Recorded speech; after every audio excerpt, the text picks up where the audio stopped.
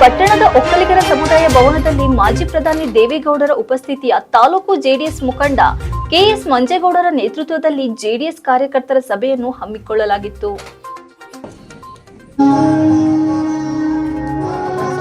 ಇಂದು ಪಟ್ಟಣದ ಒಕ್ಕಲಿಗರ ಸಮುದಾಯ ಭವನದಲ್ಲಿ ಮಾಜಿ ಪ್ರಧಾನಿ ದೇವೇಗೌಡರ ಉಪಸ್ಥಿತಿಯ ತಾಲೂಕು ಜೆಡಿಎಸ್ ಮುಖಂಡ ಕೆಸಿ ಮಂಜೇಗೌಡರ ನೇತೃತ್ವದಲ್ಲಿ ಜೆಡಿಎಸ್ ಕಾರ್ಯಕರ್ತರ ಸಭೆಯನ್ನು ಹಮ್ಮಿಕೊಳ್ಳಲಾಗಿತ್ತು.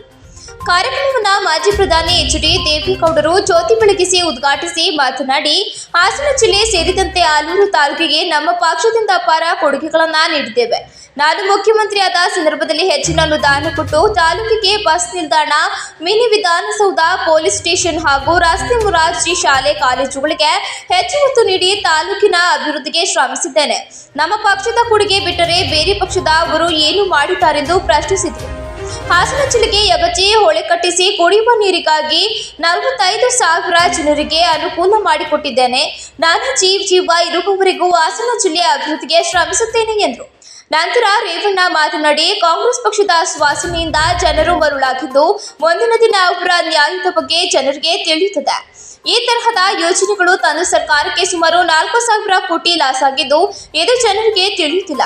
ಈ ತರಹದ ಯೋಜನೆಗಳು ಕೇವಲ ಎಂಪಿ ಎಲೆಕ್ಷನ್ ಮುಗಿಯುವವರೆಗೂ ಅಷ್ಟೇ, ಮುಗಿದ ಮೇಲೆ ಎಲ್ಲವನ್ನ ಸ್ಥಗಿತಗೊಳಿಸುತ್ತಾರೆ. ಇಂದು ಎಷ್ಟು ಸರ್ಕಾರಿ ಬಸ್ಗಳು ಹಳ್ಳಿಗಳಿಗೆ ಹೋಗುತ್ತಲೇ ಇಲ್ಲ. ಈ ಕಾನೂನು ಸಂದರ್ಭದಲ್ಲಿ ಸಹ ಇಂತಹ ಸಂದರ್ಭದಲ್ಲೂ ಈ ತರಹದ ವ್ಯವಸ್ಥೆ ಎದುರಾಗುತ್ತಿದ್ದು, ಇಂದು ಶಾಲಾ ಮಕ್ಕಳಿಗೆ ಹಾಗೂ ಹಳ್ಳಿ ಜನರಿಗೆ ಬಸ್ ವ್ಯವಸ್ಥೆ ಇಲ್ಲದೆ ತುಂಬಾ ತೊಂದರೆಯಾಗುತ್ತಿದೆ. ಇದು ಸರ್ಕಾರದ ಗಮನಕ್ಕೆ ಗೊತ್ತಿದ್ದರೂ ಸರ್ಕಾರ ಉಳಿಸಿಕೊಳ್ಳಲು ಹುನ್ನಾರ ಮಾಡುತ್ತಿದ್ದಾರೆ. ಇಂದು ಅವರ ಪಕ್ಷದಲ್ಲಿದ್ದ ನಾಯಕರೇ ಬೇಸರದಿಂದ ಪಕ್ಷ ತೊರೆದು ಬಿಡುತ್ತಿದ್ದಾರೆ. ಮುಂದಿನ ದಿನ ನಾವೆಲ್ಲ ಒಗ್ಗಟ್ಟಾಗಿ ಪ್ರಧಾನಿ ಮೋದಿಯನ್ನ ಗೆಲ್ಲಿಸಬೇಕಾಗಿದೆ. ಏಕೆಂದರೆ ಈ ದೇಶದ ಆರ್ಥಿಕತೆಗೆ ಪ್ರಧಾನಿ ಮೋದಿಯವರ ಅತ್ಯವಶ್ಯಕತೆ ಇದ್ದು, ದೇಶದ ಅಭಿವೃದ್ಧಿಗೆ ಅವರ ಪಾತ್ರ ಅತ್ಯವಶ್ಯಕವಾಗಿದೆ. ಹಾಗಾಗಿ ಮುಂದಿನ ಚುನಾವಣೆಯಲ್ಲಿ ಅವರನ್ನ ಗೆಲ್ಲಿಸಿ ದೇಶದ ಅಭಿವೃದ್ಧಿಗೆ ಹಾಗೂ ಜನರ ಹಿತ ರಕ್ಷಣೆಗಾಗಿ ಮತ್ತೆ ಮೋದಿಯನ್ನ ಗೆಲ್ಲಿಸಬೇಕಾಗಿದೆ. ಹಾಗೂ ತಾಲೂಕಿನ ಬೇಡಿಕೆಗಳು ಹಲವಾರಿದ್ದು, ರೈಲ್ವೆ ನಿಲುಗಡೆ ಬಗ್ಗೆ ಈಗಾಗಲೇ ಅನೇಕ ಚರ್ಚೆಗಳು ನಡೆದಿದ್ದು, ಪ್ರಾಜ್ವಲ್ ರೇವಣ್ಣ ಅವರು ಸರ್ಕಾರದ ಗಮನಕ್ಕೆ ತಂದಿದ್ದಾರೆ.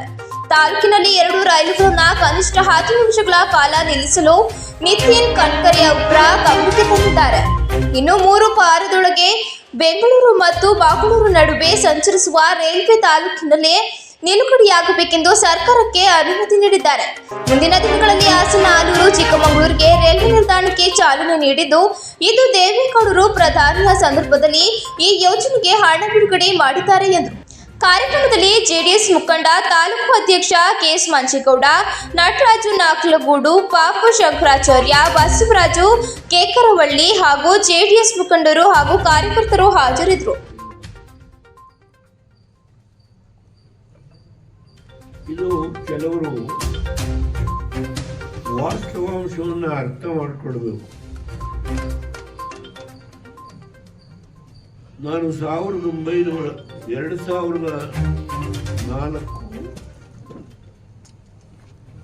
ಜುಲೈ 20 ತಾರೀಕು ಕೊನೆಯ ಭಾಷಣ ಸಭೆಯಲ್ಲಿ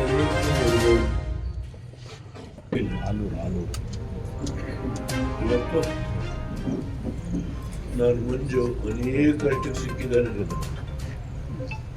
ಯಾವುದೋ ವ್ಯವಹಾರ ಮಾಡಿ ಏನೇನೋ ನೋವು ಮಾಡ್ಕೊಂಡು ಅದೆಲ್ಲ ಗೊತ್ತಿದೆ ನನಗೆ. ಅದರಿಂದ ದಯಮಾಡಿ ನಾನು ನೆರೆದಿರ್ತಕ್ಕಂಥ ಈ ದೇವರ ಸಮಾನವಾಗಿರೋ ಈ ಸಭೆಯಲ್ಲಿ ಎಲ್ಲರಿಗೂ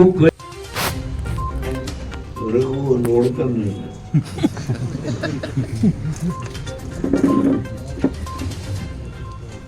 ಪ್ರಜ್ವಲ್ ರೇವಣ್ಣ ಅವರಿಗೆ ಸುಮಾರು 5,000 ಹಳ್ಳಿಗಳು.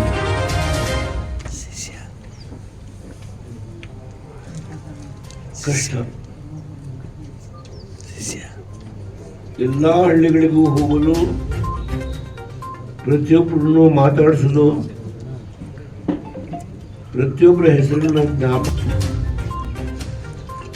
ನಮ್ಮ ರೈತರು ಒದ್ದಾಡ್ತಾರೆ, ಏನ್ ಮಾಡ. ಅದಾದ್ಮೇಲೆ ಅದನ್ನ ಮನಮೋಹನ್ ಸಿಂಗ್ ಅವರಿಗೆ ಚಿದಂಬರಂ ನನ್ನ ಜೊತೆಲೇ